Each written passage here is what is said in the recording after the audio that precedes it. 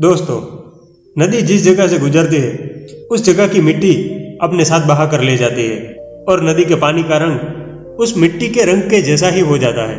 नदी जब हिमालय जैसे ऊंचे पहाड़ों से गुजरती है तब उसका पानी मोती की तरह साफ होता है, लेकिन जब वो मैदानी इलाके और इंसानी आबादी इलाके से गुजरती है तब उसका पानी गंदा हो जाता है।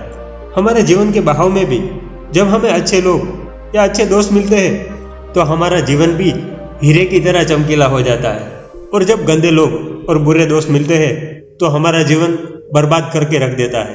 आज की कहानी एक टीचर और एक स्टूडेंट की है कि कैसे एक शिक्षिका ने एक स्टूडेंट का जीवन बदला। एक टीचर जिसका नाम मिस मैरी था, उसका ट्रांसफर किसी दूसरे स्कूल में हुआ। स्कूल का पहला दिन था। वो 5वीं कक्षा के बच्चों के सामने आकर खड़े हो गए और सभी बच्चों की ओर देखकर कहा, मैं आप सभी बच्चों को बहुत प्यार करती हूँ। अधिकांश शिक्षकों की तरह उसने भी झूठ बोला। उसके सामने की पहली ही बेंच में एक टेडी नाम का बच्चा अपना सिर नीचे रखे झुका हुआ बैठा था। टीचर ने तो टेडी को 1 साल पहले ही देखा था और आज भी वैसे ही उसके कपड़े अस्त व्यस्त थे। लगता था कि वो कई दिनों से नहाया नहीं था। टीचर को लगता था कि ये लड़का तो आवारा है, बदमाश है, पढ़ाई में ध्यान नहीं देता, इसे तो फेल ही करना चाहिए। आखिर वो समय भी आ गया जब उसकी एनुअल एग्जाम की आंसर शीट टीचर के हाथ में आई। टीचर को तो इस बच्चे को फेल करने में खुशी होती, लेकिन मिस मैरी जिस स्कूल में पढ़ाती थी वहां उन्हें प्रत्येक बच्चों के पिछले रिकॉर्ड की समीक्षा करनी होती थी, और उन्होंने तो वर्ष के आखिर तक टेडी की कोई फाइल नहीं देखी थी। लेकिन अब जब उसने फाइल की समीक्षा की तो वो आश्चर्यचकित हो गई।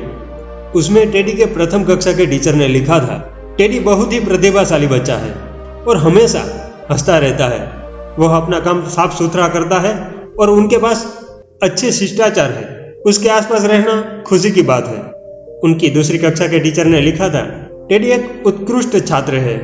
सभी बच्चे उसे बहुत पसंद करते हैं, लेकिन वह परेशान रहता है क्योंकि उसकी माँ को लाइलाज बीमारी हो गई है। उसकी तीसरी कक्षा के टीचर ने लिखा कि उनकी माँ की मृत्यु का उन पर गहरा प्रभाव पड़ा है। वह अपना सर्वश्रेष्ठ देने की कोशिश करते हैं, लेकिन उनके पिता ज्यादा दिलचस्पी नहीं दिखाते। अगर कुछ कदम नहीं उठाए गए तो घरेलू जीवन जल्द ही उन पर गहरा प्रभाव डालेगा। उनकी चौथी कक्षा के टीचर ने लिखा कि टेडी पढ़ाई में ज्यादा इंटरेस्ट नहीं दिखाता। वो एकांत प्रिय है और उनके ज्यादा दोस्त भी नहीं है। कभी कभी तो वो क्लास में सो जाता है। अब तक मिस मैरी को टेडी की समस्या का एहसास हो गया था। वो खुद पर शर्मिंदा थी। उसकी आंखों में आंसू आ गए। मिस मैरी को और भी बुरा लगा जब सभी बच्चे टेडी को छोड़कर उसके लिए सुंदर रिबिन और चमकीले कागज में लपेटे हुए एक गिफ्ट लाए, लेकिन टेडी किसी फटे पुराने न्यूज़पेपर में लपेटकर और किसी किराने की दुकान से खरीदी हुई थैली में मिस मैरी के लिए उपहार लाया। और ये सब देखकर सभी बच्चे हंसने लगे।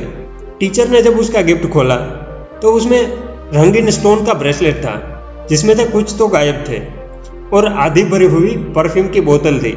लेकिन मिस मैरी ने सभी बच्चों की हंसी तब गायब कर दी जब उसने कहा कि यह तो बहुत ही सुंदर है।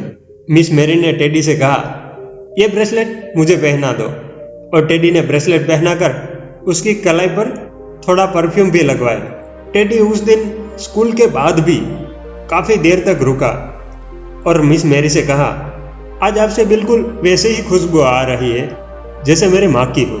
सभी बच्चों के जाने के बाद मिस मैरी 1 घंटे तक रोती रही। टीचर ने अब टेडी पर और अधिक ध्यान देना शुरू कर दिया। मिस मैरी के प्यार से लगता था कि टेडी को नया जीवन मिला हो। साल के अंत तक तो टेडी क्लास के सभी होशियार बच्चों में से एक बन गया था।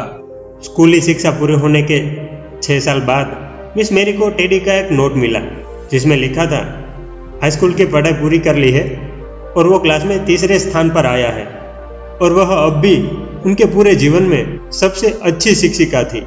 और 6 साल बाद मिस मैरी को टेडी का पत्र मिला, जिसमें लिखा था कि उसने सर्वोच्च सम्मान के साथ स्नातक पूरा किया और अब वो फेमस कंपनी का मैनेजिंग डायरेक्टर है। उसने आगे लिखा कि अब भी मेरे जीवन की सबसे अच्छी शिक्षिका है।